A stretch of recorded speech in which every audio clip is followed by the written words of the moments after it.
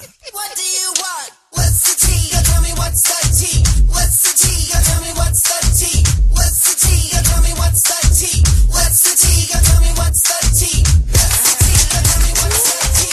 What's the tea? Yo, tell me what's the tea? Hey, Michelle. Hey, RuPaul. Wow. Hiya. We were just talking about your directing. We don't want to go into details. Correct. So we don't want to give anything away. But in general. In general, you've directed several scenes on Drag Race. It's quite a joy, and I'm so grateful to be able to do it, actually. Yeah. But it's difficult, isn't it? It's difficult because not everybody is a born actor. Mm-hmm. Not everybody is a trained actor. Right. Some people hear direction and literally don't understand what they're supposed to do, and they'll deliver the same thing 25 times. Right. If you did 25 takes, it's going to be the same way each time. And that, I think, is the frustrating thing for a director. Yeah. Because it's like, are you not hearing what I'm telling you? Is this something that you've always wanted to do? Direct? Yeah. I'm bossy by nature, but Oh, that sounds fun. it's my new rap group. Yeah, your new nap group. My new nap group. Yeah. My nappy rap group. Bossy by nature. Bossy by nature, I am. Directing, I don't know. It's never, I guess I've always tried so hard and focused on my work in front of the camera that I never thought about being behind the camera, but I do enjoy it. How many times have you directed scenes on Drag Race? With you? Well, just in general, because you've done several without me. I've done a few without you. I mean, I like it better with you. No offense to anybody else, but we get to kiki. That's what happens. I think that's why they separate us. Yeah. This is probably like my fifth or sixth time at this point. I think it's more than that. Do you think so? I think so. Yeah. I lost track. Yeah. But I do enjoy doing it because there is this moment of breaking the fourth wall where the girls, I get to see them like on my even plane instead of me being behind the judges table and them being on the stage. Yeah. So it's kind of like, okay, this is your moment where, you know, you can at least let your guard down a little, or they think they can. And then I swoop right in and sting them with my stinger. Right. I've always wanted to direct things. It's a lot of work, especially if you are conceiving the material and then you have a way that you want it to be, but then you have to be open to however it turns out too. You know, you have to be open to Sister Fate walking in and saying, actually it should be this way. Yeah. You know? An artistic interpretation, because as a director, you know how you want things in your head. But sometimes the actor is like, I don't know, I'm torn between that, because there's the moments of the actor is like, but this is my interpretation. Then the director's going, but that's not what I want. I want this. You know, there's a whole fine line of, I guess it depends on the director. Yeah. So I try to allow the person to go where they want to go. And then whatever happens, kind of shape it from there and then give them direction. Because sometimes the way I see it in my head is not even close to the way it's going to. Now, we're talking now just in general, but in a few minutes, we're going to have our special guest come in, who is the incomparable Big Freedia. Amazing. Now, I've done 2 collaborations with Big Freedia, with the peanut butter song, Peanut, Peanut, Peanut, Peanut, Peanut, Peanut, Peanut. So good. And the other song, Freaky Money. She's on that, right? Freaky Money, yeah. Yes. Yeah. And everybody's nodding. You know what my memory is. It's not that I don't have a good memory. It's just that recall at that moment. There's so much going on. Well, the thing is, it's like your short-term memory is worse than your long-term. It's shot. Because if I ask you anything about any song recorded in the 60s, 70s, or probably even the 80s, right. Or let's go even to the 90s, you could tell me who did it, where, what the producer is, and that's pretty amazing. Yeah. And I could tell you a lot of useless information about musical theater and shopping and stupid stuff. Right. 80s that would be, of sitcoms. course, the music theater question would be an unsolicited question From you, yes. From anybody, yeah. probably. From anyone, Except Bruce Valanche. So for me, I understand. It's a short-term thing. I forget things. People always laugh and they make fun of us on Reddit about the fact that you can't get my kids' names straight. Right. And we forget the seasons. And I told you this before on a podcast. Yeah. When we do Battle of the Seasons, I literally get read by the audience for going, from season 4, it's Raven. And they're like, no. Right. But it all starts to just jumble into one. Yes. So I get it. Yeah. I could, if you put your sisters in a lineup, even though I know their names, I couldn't tell you which one was which. I couldn't either. And they're all our names. Yeah, but you know, it doesn't really matter. Honestly, it's really the intent behind it. You know, I've said this before here, that what happens, and this is what happens is, think of your mind as an engine being flooded. And when there are emotions attached to those thoughts, that's when it floods the engine and you can't remember your best friend's name when you're introducing them to someone else. Right. And that happens to people all the time. So that happens to me a lot. My engine gets flooded with emotions and information and it shuts down. It can't. I don't take it personally. Yeah. No. I could care less. Yeah, I can care less. It is all intention. I love in that movie in the, I think it's called Being Julia with what's Warren Beatty's wife's name? Annette Bening. Annette Bening. She's in this movie. And She's brilliant, by the way. She's brilliant in that Yeah. movie. She should have won an Oscar years ago, but she is pretending to know someone who she's going to give an autograph to. And she says, now, and I've done this too. I've said, now, how is it?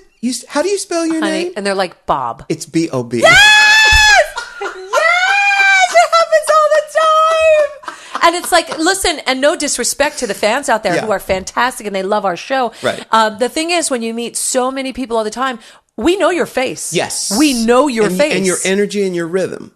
But the name, names? different. But it's cute that she did that thing where you go a roundabout way of trying to get a person's name. Because you're not trying to be offensive. You're not being offensive. Or when you do this with your friend, you go, listen, we're going out, but I forget her name. Exactly. Or I forget her house. So you introduce yourself. Yes. And you say, hi, I'm RuPaul. And then Yeah. she'll go, hi, I'm so-and-so. And then I will follow up by going, yes, Ru, meet Kathy. Yes. After she said I'm Kathy. Yes. So there is a science. There is a science to it. And sometimes, and I don't do it often, but sometimes I will go, I love you. Uh-huh. I remember, I see you. Uh-huh. Please forgive me that I don't remember your name. Yeah. Yeah. And I've done it. Yeah, I hear you. I don't even go there. I will fake it as long as possible. Me too, but sometimes there's no way out. Right, And that's the only time that I'll give in because I'll do anything. I'll push friends up to this person to say, go introduce yourself. You know, I'll do whatever I can do. I'll go, where do I know? But how do you spell your last name? To see if I can do it that way. You know what I mean? S-M-I-T-H. Smith. Right. That's not going to help. How about your first name? And it's that moment. Oh my God. Well, Big Freedia is on the show. She's going to be here any second. But man, oh man, I tell you, the first time I heard New Orleans Bounce, I decided I would devote the rest of my life to New Orleans Bounce. Swear to God, that's what I did. When's the first time you ever heard it? On YouTube, I heard Katie Red's a Katie Red song. Mm-hmm. She's one of Frida's Girls? Frida's Girls, one of the the Illuminati of New Orleans. And then I heard Frida, and then I heard Katie Black. Katie Black has a track that I love called "It'll Come to Me." Again, I just flooded my engine. As you ponder on that, Yeah. Am I wrong to think that Frida had something to do with the start of New Orleans Bounce, or was it around before her? Well, that's a good question. I don't know. I have a feeling it was something that morphed in. Oh, you know what? Actually, the first time I heard it was that Walmart song, Wally, Wally, Wally, Wally, Wally, Walmart song. Right. And that was a YouTube sensation. That led me to Big Katie Freedia. Red. That led you to. Then Big Freedia. And then there's several others. And I'm going to ask her about that. But I think, New Orleans is interesting because throughout the history of New Orleans, it's drawn so many different cultures to it. The Spanish, the French, Blacks, Africans, French Canadians, and everybody. Everybody's there. Yeah. The first time I went, I was in Seduction, and we were on tour with Milli Vanilli, and I remember going to Emerald's restaurant and going around it. And the one thing that hit me, and I've always been an intuitive kid, always tried to push it out of the way. And, every psychic will tell you we're all born psychic. Mm-hmm. It's the people who choose to allow it in and acknowledge it, and the majority of people don't. They just move on and it's not there. They don't see it. I felt such a dark energy when I went to New Orleans that I couldn't even, I'm not a crier, but I felt so sad the whole time I was there, and I couldn't understand why. Yeah. I had no idea. This was 1990. Mm-hmm. I had no idea why. Well, you're right on point. It is a spooky, spooky, moody place. Now, if Earth, or let's just say the United States, if the United States had a womb, had a vagina, a womb, there's no offense to anybody, but it is the place where life comes from, and it is the place it is the portal. So there's a lot of strong energy there. If that's the womb, then the bunghole would be Florida. Okay. Just saying. Well, listen, I've had a lot of crazy experiences, and honestly, I've thought about this. I think the fact that it is below sea level New Orleans. Yes. Yeah. No, And it has Florida. a lot. Florida yeah. is too, isn't it? No, I don't think Florida's sub-sea level. I don't think it is. I know that it is sea level because Yeah. you can't have a basement. Yes, right. But I know that New Orleans is. I'm not sure about. I know Florida's a peninsula, and I joke about Florida. I lived there for 5 years. Yeah. But the thing we joke about Florida, especially Palm Beach County, and call it God's waiting room because people really do go there to retire and die, and that's the end of their life. There is nothing more when they go to Florida. Right. And that's another darkness that's in Florida. And it's the same. It's different kind of darkness, but still darkness. And that when you go to these places, being a New Yorker and being a Virgo, I feed off a different energy. And when I go to New Orleans that first time, when I was a kid, I felt it. When I go there now, it's almost like I love the darkness when I'm there. It's almost like it's so artistic and so dark and creative that I dabble in the dark arts. Yes, of course. But Florida was a different kind because it was almost like a leaving Las Vegas moment. Well, you know? I think because of the water and because water in mythology and stuff represents the subconscious. And I think that once you go to Florida, which is not below sea level, by the way, and go to New Orleans, you actually are sort of stepping into the subconscious. And that's a scary place. It's like what you're saying, how some people can't even recognize their own psychic ability because it's too scary, that place. Yeah, but even at 20, even though I felt it, I didn't know what it was. I just acknowledged, because I'm always an up person like you, but when you go. Yeah. Dark. Yeah. And that's how I felt. I remember just like walking along the street in, Bourbon Street and just like dragging and like, whoa. Yeah. I felt like I had heavy weight on my chest. Well, the air is different there also. It is. It's all part of the thing. Yeah. You know, it's all part of the, And, I had lots of warning. I love the Anne Rice books. And we're coming off the tail of those too, going in. Like I knew I was walking in to Interview with the Vampire. Yes, Lestat and all that stuff. And then, my parents are from Louisiana and my mother's actually closer to New Orleans. She's in the Bayou Teche and all that stuff. Is she buried in Louisiana? No, she's not. She's buried in San Diego. Yeah. And, but I knew of that kind of spooky atmosphere, with the moss on the trees and the, legends of ghosts and things like that. And voodoo. Yes. It's a very, very spooky place, but it doesn't scare me now. I would love to be able to live in New Orleans at one point in the romantic version of New Orleans. And there is a romantic. Bianca took me around the last time I was there. Oh, really? The Bots tour went to New Orleans? The Bots tour went to New Orleans, and there was like 4 of us that walked around with Bianca as your tour guide. And it would be like going to Central Jersey and having me as your tour guide, or going to San Diego having you as my tour guide. Wow. It's somebody who grew up, was born and raised in the city. She knew exactly where to go, and it's like walking around with one of those things to your ear, And that was a fantastic way to see New Orleans through Bianca's eyes. I love that. Yes. That would be fun. Fantastic. See, I could do that. I could do that with New York, and I could do that with Atlanta too. You could. Not so much in San Diego anymore, because you realize I really left there, Michelle, 40 years ago. 40. Don't ever say that out loud again. I shouldn't. Don't ever say that out loud. Yeah, and it's so. But when I think of for some reason when I think of Louisiana, I think of you. Yeah. I think it's just the parents' connection. Yeah. And out of all the cities I know you, the weird thing is Atlanta, as much as the time you spent there, doesn't radar for me with you. San Diego radars for me. I think because that was the basis. Yeah. The groundwork was laid in San Diego. And I met you, of course, in New York City. Yeah. So I know you to be, I don't see you anywhere else. Right. I only see you in New York City, seeing your face across those clubs. You know what I mean? Is there any other city that you dream of living in? I've always wanted to live in San Francisco, even if for just 6 months. Beautiful city. So gorgeous. You mean in this world or in this country? Let's start in this country. I've been lucky enough with radio to have lived in Los Angeles and Palm Beach County and New York City. So for me, I hit the majors. San Francisco's beautiful. What about in the world? London. London? I go right to London. Yeah. Yeah. That's my second favorite city in the world. What neighborhood? Holland Park? Well, no, I love like the posh areas. I love Kensington and I love, central London, but Shoreditch is the kind of new gay. Shoreditch. Used to, like, Soho was the gay area, and it's still Old Compton Street, and everything is there, and they got the gay bars and such. But the gays have moved on to Shoreditch now, so it's kind of trendy, like Tribeca-y. And Shoreditch is lovely. It's also pricey. When the gays move in, they make it nice. Right. Yeah. That's a lovely area. There's so many gorgeous sections. Covent Gardens is gorgeous. So many gorgeous. I just love London. I love it too. I Yeah. love it too. Hey, listen, we're going to take a quick break, but when we come back, we will have the Queen Diva herself, Big Freedia, is going to Big join Freedia. us. Yeah. What? We'll be right back.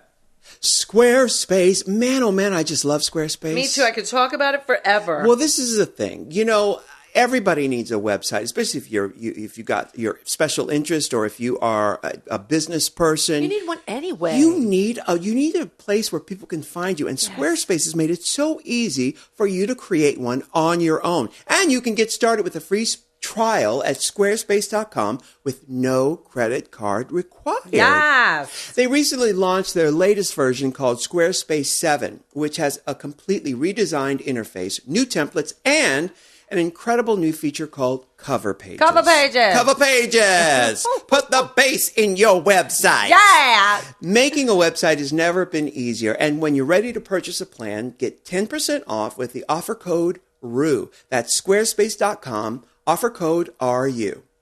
Let's talk about your Casper mattress for a minute. Let's. I know you love it, and I got a chance to lay down on yours. And- Nothing kinky happened. No, we were just kicking it. It feels so good, Michelle. I was not lying to You you. were not lying. It feels so good. They've revolutionized the mattress industry. That's why it's better sleep for brighter days. Yes, that's their tagline. Yeah. And truer words have never been spoken. Listen, the people over at Casper are fantastic. They're this amazing online retailer of premium mattresses for a fraction of the price. Talk about revolutionizing the mattress industry. Listen, people would spend $3,000 to $5,000, even $10,000 on mattresses. They're Yeah. out there that expensive. Yeah. And maybe you think that it's worth it, but I personally do think it's worth spending the money for a good mattress. Sure. You don't have to anymore. You can have that quality mattress for these prices that are unbelievable.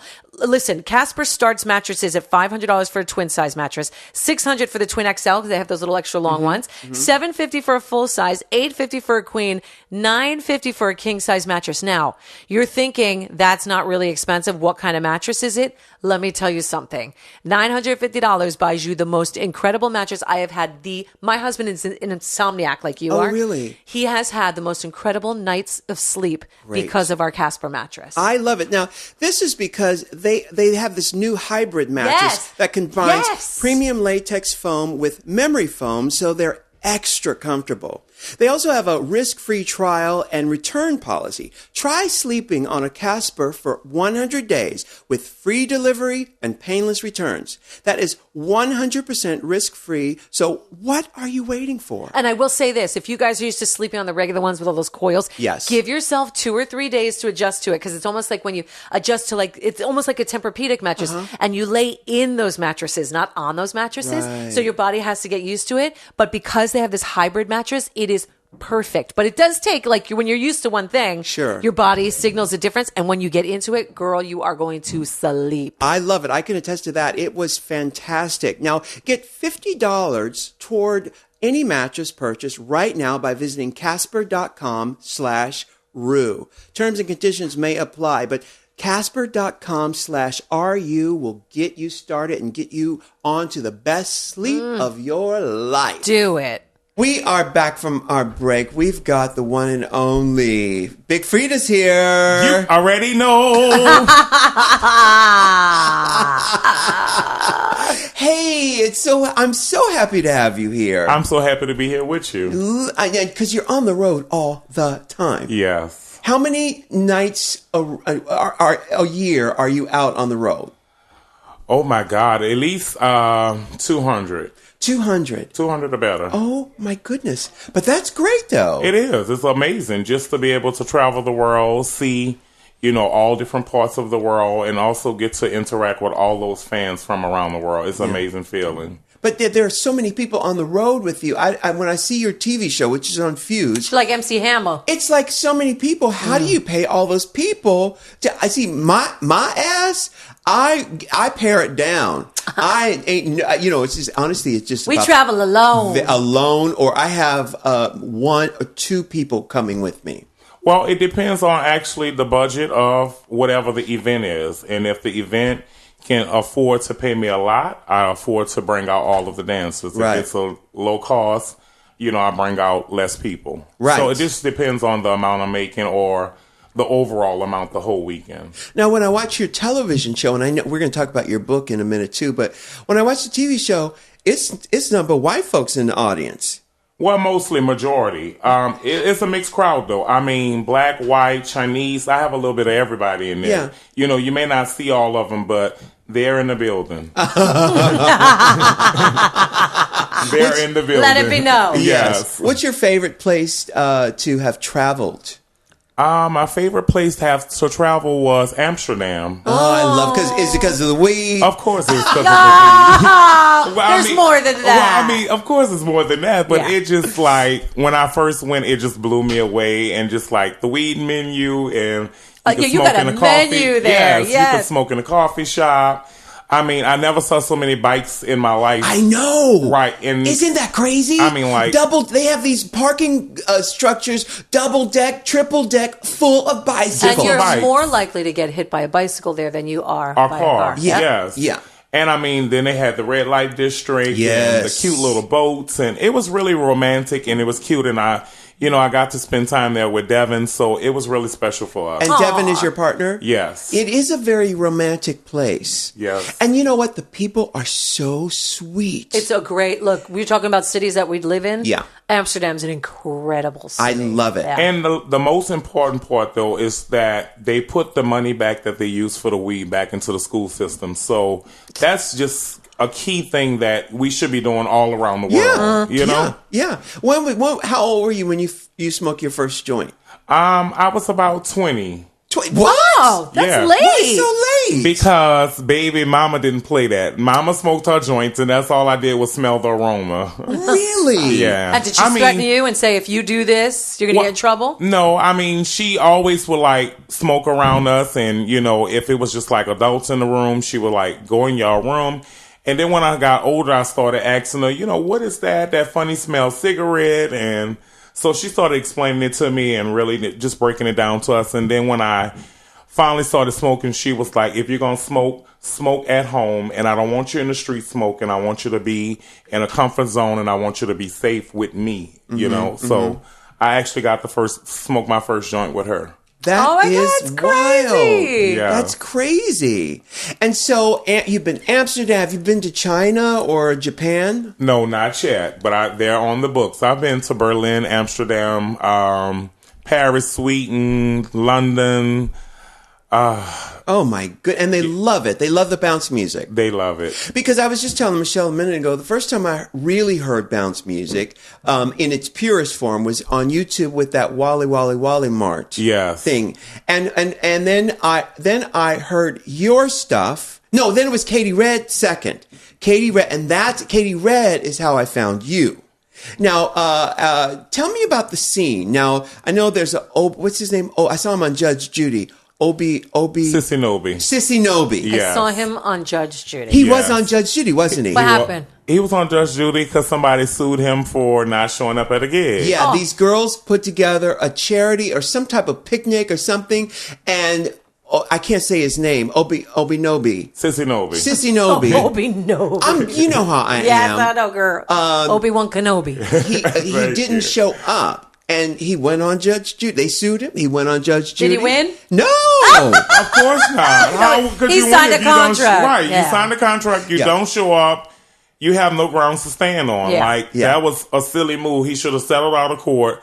Not even, put himself on TV. He wanted to get on TV, girl. Sweetheart, it wasn't that serious because that put him in a very bad place. I bet. Yes. Because people are going to think he don't show up for gigs now. Don't wanna hire him. That's all is to say. That's his motto. He might not show up at the gig. Right. So that was bad on him. And he made it official by going on Judge Judy. You know, I was asking Rue if you, Freedia, had anything to do with the foundation of New Orleans Bounce. I mean, were you like one of the creators of the original? Oh, no. No, it's not been at around all. before? Oh, yeah. 20 plus years before I even jumped in. I was a little baby, learning it and starting to, adapt to it and know that it was the culture of New Orleans. So there's so many great... Who's the godfather? Between T.T. Tucker, DJ Jimmy, DJ Herb, DJ Jubilee, all of those are the founders and the guys the pioneers who's behind the music. And then it went on from other people, Partners in Crimes, Miss T, Cheeky Black, even Juvenile, Wayne, BG, all of them started in bounce music before they went to kidding me, really? Yeah, all of them started with Lil bounce. Wayne from New Orleans? Of course. I didn't know that. Did you Yes. know that? No, I had no idea, but I guess you could hear it. Lil if you- Wayne, BG, Juvenile, and Turk, all from All New Cash Orleans. Money? All Cash Money is from New Oh, Orleans. my Even Baby, goodness. Master P, all that's New Orleans. Think about it, though. Think about it. Think about Masterpiece stuff. Yeah. Yes. All of that's You New can hear it. Orleans. You can hear it if you Right. think about it. Right. Watch yourself. No, that's mystical. Same thing. Yeah. It's all part of it. Silk the Shaka. Yeah. Well, now, because I also love Kitty Black. Yes. I have a song from her that I love. This is the issue with bounce music. There's so many samples in there. You can't sell it. You have to find it as a you bootleg it? mixtape or Yes. bootlegger on YouTube. Yeah, definitely. Now, how have you been able to make money on your music when so much of it is sampled? Because I don't sample anymore. You don't sample anymore. No. Right. I'm way above that and way ahead of that now. For so many years, it's all about sampling and all those different sounds that we use to create bounce music. And I have found a way with my producers and all of the producers I work with to keep on sampling, but sampling my own voice and sampling things that can get cleared and that can go in the music, because if it don't make money, it don't make sense. Right. To keep putting out all these different mixtapes, all these different bounce singles, and if it's not coming back, with no revenue, it's just irrelevant to even make the music. So now I have been able to, put my stuff in movies, on charts, my own, original albums. And I'm just very proud that I have found that way in that system to recreate all of those sounds. Right. Well, I just realized the name of Kitty Black's song that I love is called Hammer. You know that song? Oh, yeah, definitely, because it comes from one of my songs, Hammer. Oh, wait a minute. Okay, back let up. it be known. So she sort of ripped you off? Well, I mean, that's how they do. It's part of the culture. It's part of the culture. You hear one song and then a few months later, or somebody going to remix your song and put another twist on it. I It was see. like When I Got the Power came out and two different people did Yes, that. Remember that's that? right. That was yes. a big deal. So I assume when y'all start intermingling, do you get mad at each other? Or no? Is it like considered a homage thing? Well, with me, I mean, I keep moving in a whole nother direction. Like I don't let things like that bother me, because just like, she went back on top of Hammer Time and made that, I could have came back with something of hers and made, Right. And it not be all of that. It's not about, beefing with anybody or being negative. It's about just making good music and I having love fun in New that. Orleans. That's great. That's That's gorgeous. amazing. So tell me, how did and I'm going to talk about your book. When does your book come out? It's out. It's out. It's out now. Out everywhere. What's it called? Big Freedia, God Save the Queen Diva. I love it. Love it. And what's the gist of the book? Is it an autobiography or is it just your philosophies? Well, it is an autobiography of, all of the events that have happened in my life. And it goes from childhood to currently now, of all of the things that God has helped me and saved me with in my life, the course of all the people I've met, family issues, relationship issues, high school, middle school. It just has the whole 9 yards of where I come from and what I stand for, and why I feel God has put me in a position He's put me in and saved me in so many cases in my life. Yeah. And you still live in New Orleans? Of course. You're just never home. I'm just never home. And what part of New Orleans do you live in? What part of New Orleans did you grow up in? I grew up in uptown New Orleans, which is called the Third Ward, around Josephine Street. I've lived all over New Orleans. We've moved in several areas of New Orleans.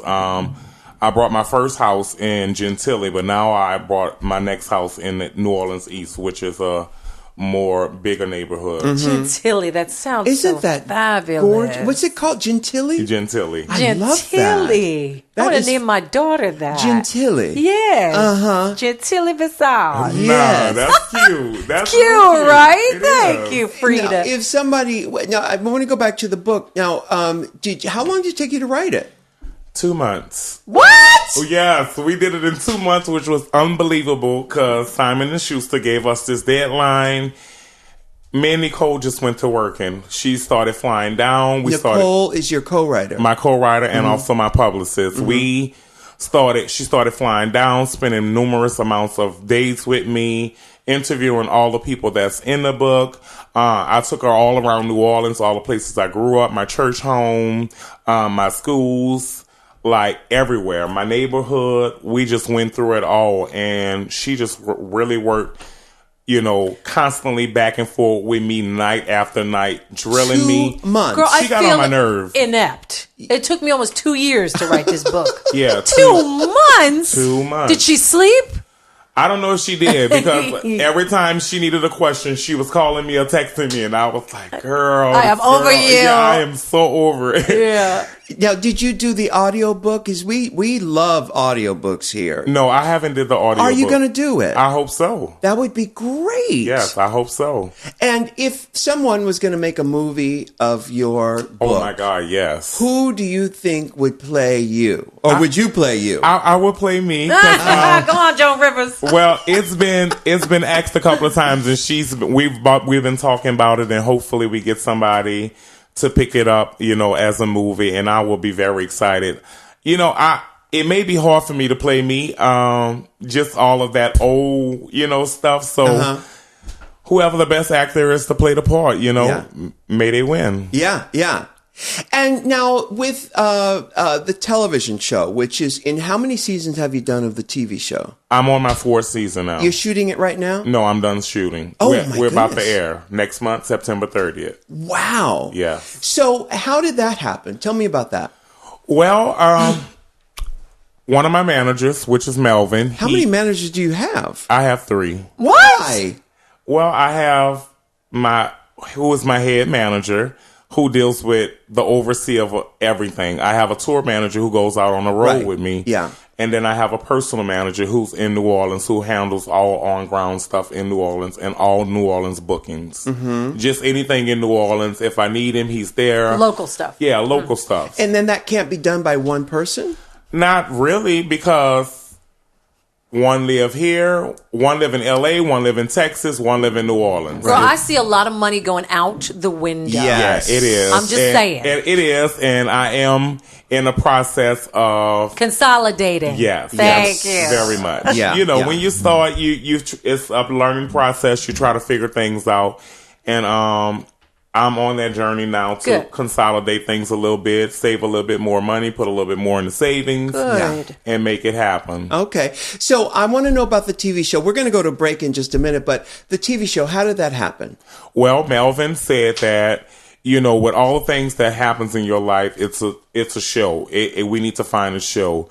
So once we decided that, we was going to try to go out and find a reality show, we started shooting around to make a little sizzle reel. I see. Once we made the sizzle reel, somebody knew somebody that hooked us up with World of Wonder to get a meeting. Mm-hmm. We got the meeting with World of Wonder.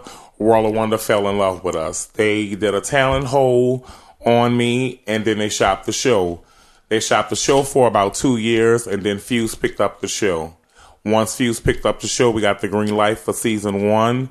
It was just like so phenomenal and, so nerve-wracking, so exciting all at the same time. And I just gave them what I can give them for season 1. And season 1 was amazing. And then it went on. They picked up season 2. And then God bless us for season 3 and 4. Yeah, I love it. Do you watch the show? Of course. You do? I love it. Every Wednesday we have like a watch party. And all of my family come over to my house. Because, I have like the 90-inch big screen TV and all of that. Do you like to cook? Oh, yeah. So you throw down. I love it. So we have family night out, on Big Freedia night, and we all watch the show and watch it again and again. I love it. Now, we're going to take a quick break, but when we come back, I want to ask Big Freedia about food in New Orleans and things to do in New Orleans, because we all know the typical tourist things, but I'm sure you could tell us a few things that everybody needs to see when they go to New Orleans and the best time to go to New Orleans. So let's take a quick break, and we'll be right back with Big Freedia. I just got to stop for a minute and talk about Squarespace. Please because do. They have revolutionized making a website on your own. These people are so smart. They've done it all. Listen, you can get a free trial at squarespace.com with no credit card required. You know how huge that is? From my lazy ass?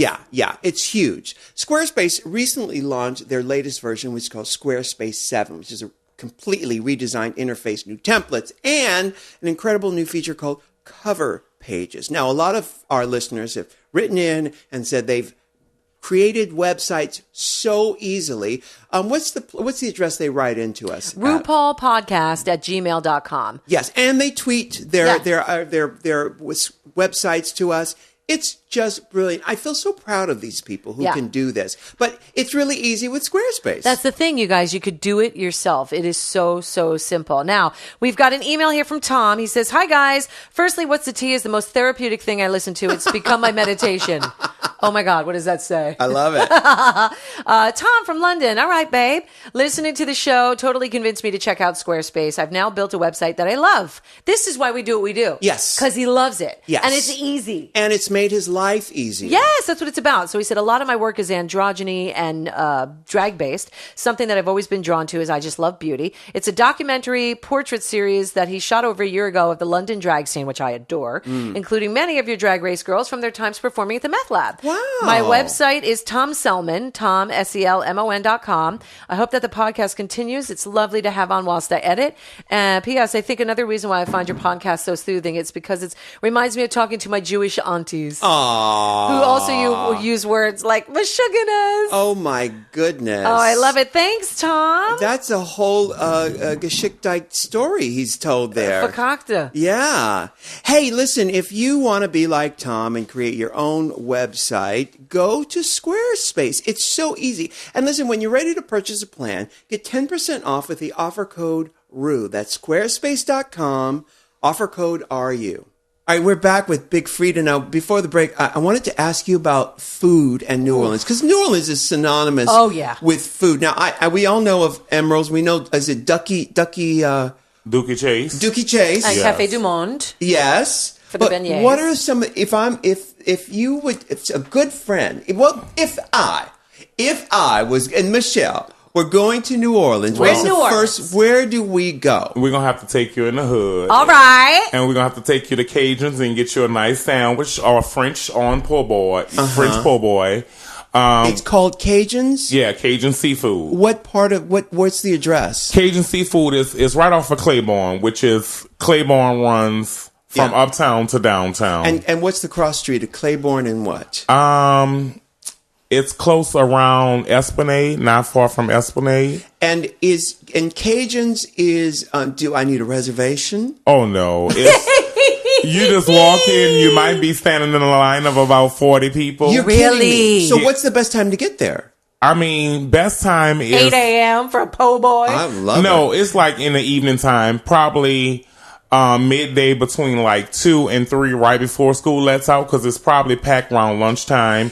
And then pack right after school lets out because all the kids are coming there. So if they open, say, at 11, if I get there at 11 o'clock... That'll be a good time. It's a good time to get a po' boy. Yeah. And what's in a traditional po' boy? I mean, you can get any type of po' boy that you want. You can get a shrimp po' boy, catfish po' boy. And it's like a sandwich. Yeah, it's a sandwich. It's like a submarine it's like a hero. sandwich. It's a hero. Yeah, and it's dressed up, but it's... It's wearing a suit? It is. It's wearing a suit. You know, all the toppings and everything. And it's called Cajuns. And now, when Big Freedia orders a catfish po' boy, what do you get on it? The whole works. Mayonnaise. You get everything. Mayonnaise, lettuce, tomatoes, pickles. Yeah. Hot sauce, ketchup. Ketchup too? Oh yeah. Can I leave the ketchup on? You don't like ketchup? I love ketchup. I don't want it on a sandwich. I want it on my French fries. But it's a po' boy. It's not just a sandwich. It's not like a bologna and cheese. Right. It's like a fried sandwich, so it will go good with the ketchup on fish. I like a fish sandwich that just has some mayonnaise or some tartar sauce and the bread and the meat. That's it. No tomatoes. Not really. No, maybe. Oh, but if I were there, I would get what you got. Yes. But I would probably take the ketchup. Get the ketchup on take the it side. off. Yeah. And then you can probably do half and half shrimp, half fish. Oh, And crawdaddies too. Oh yeah, we don't call them crawdaddies. What's the difference? No difference, just different. You know how you have it's regional. Yeah. Some people say crawdaddy and some people say crawfish. I think in the movies crawdaddies is more touristy. Yes. But Okay. New Orleans, you go get crawfish. Okay. So Cajun, spelled just Cajun. You think they have a Twitter or Yelp or something like that? Yelp. Are they? Probably not. Probably not. No. She said we're going into the hood. You're going in the hood. And Yeah. then like Manchu chicken. But wait a minute, back up. If I go to Cajun, I'm on the real now. Is it a dangerous neighborhood? Oh, I need no. to look out for? No. You're fine. Claiborne is a lit street. Yeah. You're going 11 in the She morning. said it's a lit street. Yeah, it's a lit street. You're going 11 in the morning. You're fine. I mean, lots of people just go there. They go get what they have to get, and they're gone. Because and I'm going to go to other restaurants, but is there are dangerous parts of New Orleans, aren't there? Every part is dangerous. Really? There's no safe zone. I mean, you can be in front City Hall and get shot. There's no. But that's anywhere. Let's be honest. That's Not right. really. Well, yeah. But I mean, for years New Orleans had a reputation. Houston did too. We still like number 2 or 3. You're kidding. What, murder capital of the world? Yes. 2 or 3. Why is that? And we're going to back to the food, but why do you think that is? It's a place that's like we're known for seafood, and I hate to say it about my city most of the time, but we're like crabs in a barrel. We never want to see the next person get no further than us. We don't want to see nobody happy. It's a lot of, if you look at me the wrong way, I might shoot you. You're kidding. Yeah, it's just nonsense, petty things and petty violence that happens there that we are trying to wake our younger generation up, because it's most of the younger generations, 14, 15, 16 years old, shooting people over a bag of weed or $5 or a bicycle or, because I got the Jordans and you didn't, and I stood in this line since 5 a.m. Like nonsense stuff like that has to stop. And that's, what we're pushing for so hard in New Orleans. I hope it happens. I definitely does. Because it's a beautiful city. It is such a beautiful people. city. Yeah. I love it. Now, okay, so Cajuns, what's my next food stop that I need to get to? You can go 2 blocks from there, which is on Claiborne as well, Manchu Chicken. Manchu, Manchu. That's it, Manchu Chicken. Yeah. I mean, people come from far and near for this chicken. I don't know what these Chinese people put on this chicken. I don't know what they do it. But honey, I runs there and I have to get my little 8 or my 14 or my 20 piece or my 100 piece or my 200 What is it? piece. Fried chicken? What is fried it? chicken, fried little chicken wings. And it's just wings. It's wing parts. And like you can get the plate with either shrimp fried rice or French fries and a salad or however you want it. Double fries, double rice. But I mean, best fried chicken in New Orleans. And what hot sauce do you like? Because, I like Crystal. I love Crystal. I love Crystal's Crystal great. because it's not too spicy. Yeah. It gives you just enough kick. Oh, we're talking about hot sauce, not Yes. meth. Not meth. No, not meth. Okay. No, we're talking about hot Tabasco sauce. is just like hot. You know. Well, Tabasco isn't hot sauce. It is a pepper sauce. It is. It is meant to. So what does that mean? It's meant to enhance the flavor of soups and gumbos and Okay. things like that.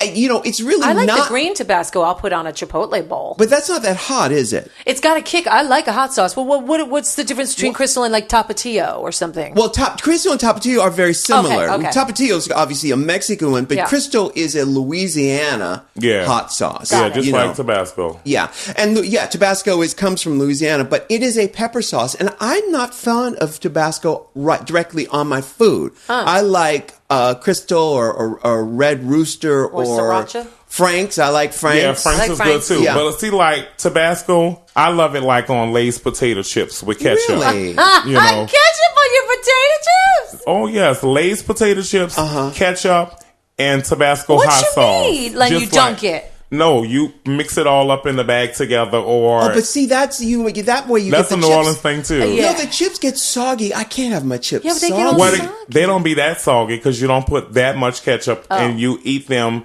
right away. Like you Oh, just you're gonna have to make that for me. I'm gonna try that. you just go in right away.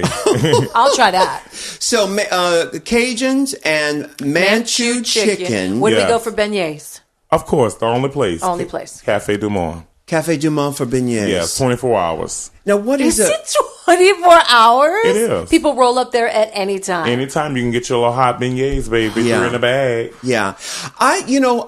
We were talking earlier about New Orleans and that there's something about the fact that it's below sea level and there's the water. There's something really spooky about it. There's something mysterious about it. And I always equate it to being like in the subconscious. Something about, and if America had a womb, it would be New Orleans because it's where life comes from and it's mysterious. No one can figure it out. Mm-hmm. Now tell me, do you go into this in your book that's out? Do you talk about what it's like to be you and to live in New Orleans? What is that spookiness? Have you solved the mystery of what New Orleans is? No. And it's something that, when you from a place, it grows with you and it grows on you. And some things is just like not meant to be figured out. And like one of those things is, figuring that mystery about like how New Orleans was created, what makes it so special, what makes you don't want to leave it. And that's just like any other place that we live. Sometimes we get so attached to that place. But New Orleans has such a special hook on the people that live there. It's just like, half of those people wouldn't even be able to survive if they didn't know New Orleans or the streets of New Orleans or the neighborhood they're walking in. Like I can go outside of town and adjust real quickly, trying to figure things out. Oh, I got to Google this, do that. They will be lost. Yeah, yeah. Has it recovered from Katrina? I would say it has, 80%, just about. It just it still needs a lot of work on different homes in different areas, but the city has came back bigger and better. Like we have so much new infrastructure all around the city, which is creating tons and tons of jobs for people. We just opened a hospital that's at least 20 blocks long. What? Oh yeah. What's it called? It's multiple hospitals, but it's called University of New Orleans, which is like multiple buildings. They got like part of the college? Right. They got the cancer center. They come in with all these new buildings where you can go just for certain things. And they took like the whole Tulane Avenue and did that to it. Wow. Where were you when Katrina hit? In New Orleans. And you heard the warnings? Heard the warnings. But y'all are used to hearing warnings, We're used to hearing it. We're below sea level. We have hurricane season where maybe 25 storms may be in the Gulf and none of them may hit. And so we're so used to, not packing up and running. When Katrina hit, we all thought it still was, it's going to pass by. Even if it hit, we're going to be okay. And my mom left. Everybody else decided to stay. Me and my brother and my sister. Where did your mother go? She went to Shreveport, Louisiana. Just real far up, Yeah, my father's from Mansfield. Yeah, so she went real far up, and we went through it. Yeah. We slept on the roof. You slept on the roof? Yeah, we slept on the bridge. Was your house underwater? Oh, yeah, definitely. Oh, man. Everything, your house ruined. The house under me and my house, and I was on the second level, and we had to, punch a hole in the roof, and yeah, it was serious. Oh my! When it was goodness. happening, what was going through your mind? You're in this thing. I mean, just like it was all about survival. Just every survival tip that you can think. Just everybody pull together. Let's use all our strength. And hopefully we make it through it. So you're up on the roof. The first night you slept on the roof. Where'd you sleep the second night? No, the first night we actually stayed in the house. Yeah. The water hadn't started. The water was starting to rise in the city. It was about the second, third night we had to get on the roof because the water kept rising. Right. And I was on the second floor. So by the time I saw the tree on side of my house like turned over and hit all three of the cars at one time. My car, my mom's car, and my uncle's truck like smashed the cars, and then the water started rising. It rose to the second level, started getting in the house. So that's when we got more nervous. We started panicking. We started cutting a hole in the roof. Just like beating it with a hammer, going back and forth. Me, my brother, and my uncle. Hammer. For real. You're so twisted. So, it was something that, I felt that everybody who went through it needed to experience. Right. because they needed to change something about their life. God was sending this big old sign and this big old warning to New Orleans, and this was a time for everybody to get washed away of all their sins and get their act together and clean themselves, up. We all was this place all around the world. People had opportunities to get out the city when they never did before. And then when you come back, you were supposed to come back a whole new person. I know I did. Like, I never appreciated, I would say, like, disasters around the world like I did after Katrina. It made me take a whole new outtake and a whole new look on life and just on things in general. And a lot of people still took it for granted that, and God opened doors for many of us. He was able to make the bounce scene spread all over. People was like fiending for the music. They wanted us to ship it here, ship it there, email it here. And that's how the music started spreading all around the world even more. You think that bounce wouldn't be as big if Katrina had not happened? Because, I guess bounce, for me, it entered my world, I guess about maybe 5 years ago, maybe something like that. So you think Katrina had something to do with that? Oh, most definitely. Like I said, God does everything for a reason. And it was time for our music to be a little bit more known. A lot of artists down there really worked hard and just never got the attention they deserved, never been nowhere, never really did any big concerts, hit any big stages. It just was like all for fun what we did down there with the bounce music. We did it as fun, and we were kids. We just were like, get at the DJ, grab the mic, and make up little lyrics. And then it started. And once I decided that I was going to take it full on and that it was going to be my career, I just started getting more serious with it, with the recordings, with the traveling, with the bookings, just like really getting focused. And nobody else was doing that. Nobody else was even thinking the way that I was thinking. And the spotlight was on New Orleans at the time. Yes. You know, they did all those concerts and all that. Right. Remember? That's right. Yes. And, we're going to take another quick break too, but I'm just curious about, so the second and third night or something, hammered through the roof, and then where did you go from there? I'm just curious of how what do you do? works. Where do you survive? What do you actually? When we come back from the break, I want to ask you about that because I mean, we've heard the stories, but they're all sleeping in the big dome in the Astrodome. Yeah, that's Houston. Right. Superdome. Yeah, Superdome. Yeah, well, we slept in the convention center. We didn't make it to the Superdome because it was overcrowded, and the police was there with guns like, don't come here, go to the convention center. So they was leading us to another direction. That was tough. So I'm going to ask more about this. Let's take a really quick break, but we'll be back with more Big Freedia in just a minute. Queen Diva. Now, Michelle, you have one of these Casper mattresses, don't you? I love my mattress. I know you do. Love it. You talk about it all the time. It's real tea. And here's the thing. I spent a lot of money on my previous mattress when I lived in Florida. A lot of money to have one of those, like pillow toppy, a couple grand type of situation. Oh, dear. Yeah. And it was kind of getting gullets in it after a while, two adults living on it. Yes. You get those little, Is that what they're called? A gullets? gullet, yeah. I don't know what that is, but I see it. I see the picture. The little divots? Yeah, because when you stay in hotels, you get those divots in there. Although I call my mouth a gullet and my throat. So I don't know. Let's find the real definition. But anyway, I love it. And the really cool thing about it, not that this matters to any of the, the technique or whatever the word is, the constitution of the mattress. All right. But it arrives at your front door like folded in a box. Oh. You don't need movers to come. You just take it, you put it up, you unfold it out of the box, and boom, it goes right on your bed. It is amazing. Well, listen, the people at Casper have revolutionized what it takes to buy a mattress. The mattress industry has forced consumers into paying notoriously high markups. Ugh. Casper is not a fan of that business model, and neither am I. They've revolutionized the mattress industry by cutting the cost of dealing with resellers and showrooms and passing those savings on to you. Casper mattresses are so great, as Michelle has talked about. I swear by them. They are a new hybrid mattress that combines premium latex foam, with a memory foam, so they're extra comfortable. They also have a risk-free trial and return policy.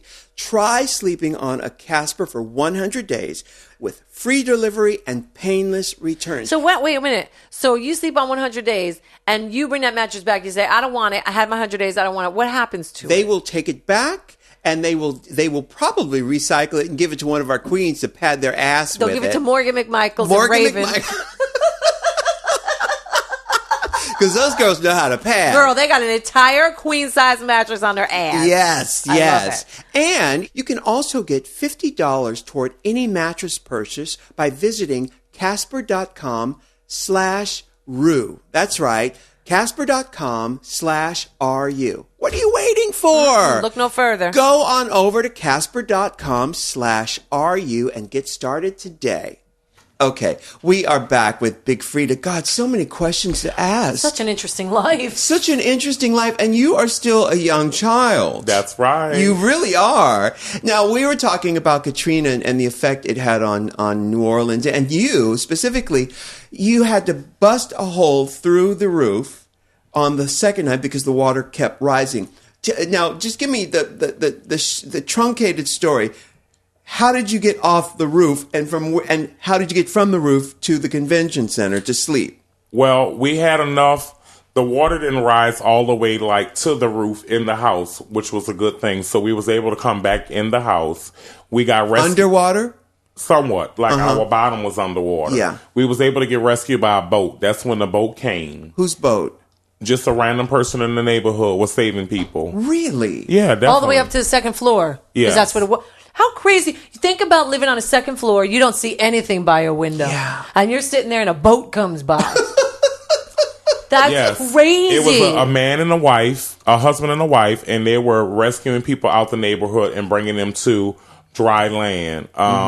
There was it was crazy how the city was just like, certain areas was flooding and certain areas wasn't. And so they brought us not far from where they got us from, which was maybe like 10 blocks away, and then it was dry. Then 3 blocks up, it was back flooded. Like, it was unbelievable of like how we even made it through all of that. And when they picked you up, what did you decide to take with you? Well, my newborn niece was just born. She was 6 months. So we were trying to take everything for the baby. Yeah. I left out the house with 2 small shoes on and 1 outfit. That's all I had. You're kidding. Yes. I was so nervous I grabbed the wrong shoes. Oh, my goodness. And when did you eventually return? How long did this ordeal take place? When I returned to New Orleans? No, when you your returned to your house. house, when everything dried out. How long did that take? Probably about 5 to 6 months. Really? Yeah. So you never went back to your own house for 5 months? 5 or Where'd you 6 go? months. What'd you do? Well, once they got us from the convention center and rescued us on these buses, they flew me to Arkansas, to an Army base. What? Yeah, we all stayed at the Army base. It was just like this Army base that was not being used, so they opened the Army base up for all of the And was it all refugees. the people from your neighborhood? Did you know people there? No, I didn't know anybody in there but my brother and my sister. You are kidding. No, everybody was just like from everywhere. I knew like maybe 3 people out in my particular bunk. Yeah. But I knew people all over the campground, just like maybe 1 here, 2 there. You know, And was everybody behaving, or were they starting to go crazy? Was crazy stuff happening? it was bananas. Like, Because you put that many people together who don't know each other, and Yeah. they're forced to live with each other on top of each other. yeah, but it some wasn't, shit's going to go down. It wasn't like really bad though, but like, you know, if you had the wrong people in your area, it could get really rough. But like, everybody was so frantic and going through so much, you know. It's like prison. Yeah, we was helping each other a whole lot. You know, it was about help your brother, help your sister right now, because we all in the same boat. Nobody's better Good. than anybody. And so a lot of times people were pulling together. You need a ride to Walmart. You need something, you know, helping elderly people. It was this whole system of, this is when we got to pull together as a family, New Orleans, for real. And so they took you to New Orleans, to Arkansas, to this Army base. Did you have your own bunker? Barrack? or Yeah. barrack? What do you call it? We had our own. Well, I mean, there was a bunk that maybe fit like 20. I mean, you know, a room that fit like 20 people, and we all had our own bed. But you were in there with strangers. Yeah, everybody was in there with strangers except my family, me, my sister, my newborn niece, and my uncle. My brother hadn't got lost at this point, so he was somewhere, God knows where. And when did you finally connect with the rest of your family, where you got to say to your mother, "We're fine. I'm alive. I'm in Arkansas. My cousin. We're all fine." Did you have a phone? I did. Okay. I didn't get to talk to my mom till we got to the campground in Arkansas. Scary. It went from Army base to a campground, like a church campground, where they had these huge mosquitoes. Like, they giving us big cans of off every night. It was just ridiculous. Like, we all eating in this big old mess hall. You know, it was really like some refugee type. Right. Like, get it how you live. Oh, my God. Convention centers, big old, you know, just big open rooms. And you're looking going, how is this happening in America? It happened, you That's know, crazy. eating the Army pack meals. We went through it all. Yeah. You know. So, and then what happens with your birth certificate and your bank accounts, and what happens with all of your personal items? How do you regain your life again? Like, what happens to your bank and your passport and your license? Well, the city started, you know, of course, the government, they started coming in and straightening everything out. You know, giving everybody IDs, whatever you needed. They just had to. Because you lost all that stuff? I mean, all of that was underwater. Yeah. Like, I had to go back and get it all again. It was in a system. It would have been messed up if the system would have got messed up. Wow. But all of that, which was the business district and all of the important stuff, didn't get flooded. Right. Which was a good thing. Like, we still had all of that. It just took a while to get everything back up and running. But they handled everything for the most part. But your clothes, your bed. All of that was nothing. I started all over. Yeah. And did it get covered by the government, by insurance? How does that work? Well, Like, where do you start? Yeah. I had renter's insurance, so I was able to use my renter's insurance. Thank God. Yes, thank God. And my mom got assistance from the government. You know, they gave her so many thousands of dollars. My uncle got so many thousands. So they was helping us. And FEMA would give us money, like Red Cross. There was little monies and cards coming from everywhere. Now, okay, so now New Orleans has bounced back. Now, if I wanted to go down there and stay in a hotel, so a boutique, I don't want to stay in some big chain. I want to stay in some place that's really nice where I can, it's boutique enough, but it's also in the thick of it, not just in the touristy area. Well, that will be in the French Quarters. So I would stay in the French Quarter. Yes. What hotel do you like down there? The Royal Sonesta. There's a few. Is it posh enough for the Queen of Drag? Well, baby, they're gonna have to investigate a few of those places because they have some very unique and special hotels down there. Now, they're all haunted. Right.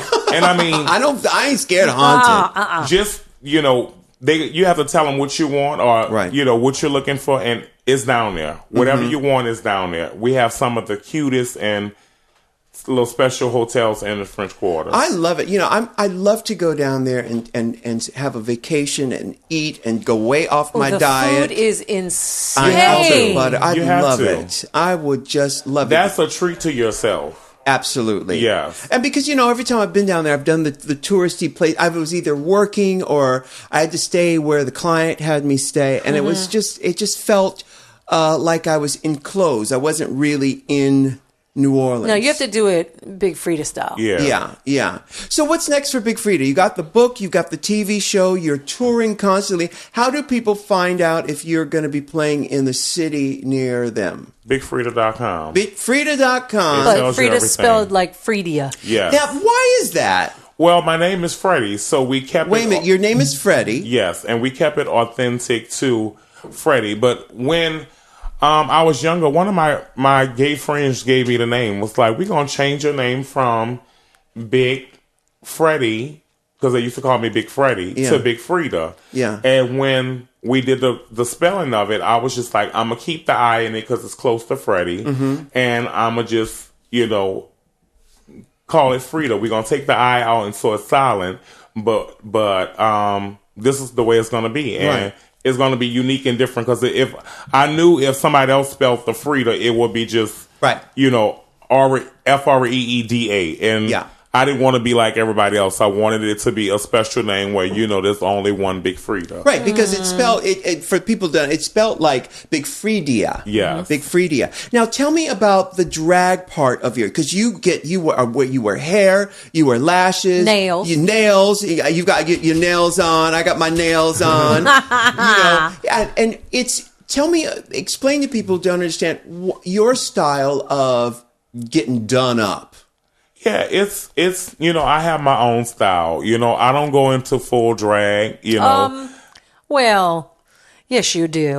No, I don't. It's just not. It's not. You don't want wear titties. Yeah, you don't go to female illusion drag, but you're in full drag. Right. I mean, full drag is female illusion. Like, I mean, the titties, the ass, or the pads or whatever. I don't do any of that, and even women clothes. I don't even wear women clothes. Right. I just have my own style. I like to be glammed from head, at least to fingers. I still consider that full drag because she's done. Frida gets done. And I saw you at this event where you have dark, beautiful skin. You had this foundation that was just perfection. I think you said it was Black Opal? No. Who was it? What was the foundation that you were wearing that was so beautiful? NYX, Nick. It was NYX. That was our old sponsor for our show. Yes. Their foundation. Yeah. Because your coloring is a hard color to match for foundation. And Yeah, girls I remember you always told me that. struggle with that. It's a big struggle. Now, what was that? Was that just a powder? Was it a liquid foundation? What was that? It was a combination of both. It was a combination of their full coverage or liquid? Like, is it a shaky one or is it like one in a? It was a tube.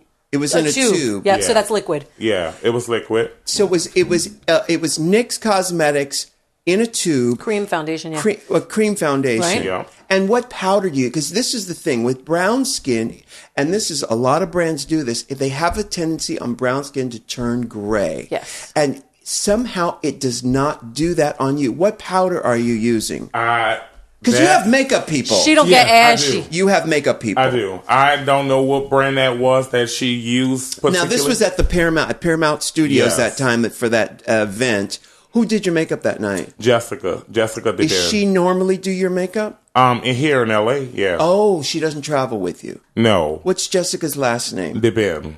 Jessica who? DeBen. Like DEBEN. Oh, like right around DeBen? Okay. Just around. Jessica DeBen. Yeah. Now, have you used the NYX Cosmetics since then? I always use it. I use it. My makeup artists in New Orleans use it too as well. And so it's the liquid foundation, because you have good skin, with what powder? I don't know the name of the powder. Because the powder is key. Yes. With that. And then I have two of them though. It's two powders, a lighter one and a darker one. Right. So they do a little combination of both. I got to tell you, I've never seen a foundation work as beautifully as that on someone with dark complexion like And you. it's affordable for all the kids listening. NYX is affordable. It is. It is. When they sponsored the show, they gave a bunch. I still wear it. I think I'm wearing one of the pencils. Oh, yeah? You know what I do? I put my eyebrows on with the that. NYX? Remember the thick pencil they had where Yes. one side was a color and the other side was black? Yeah. I love that to put my eyebrows on. Well, they have some good stuff, but for the darker skinned girls, pay attention to that.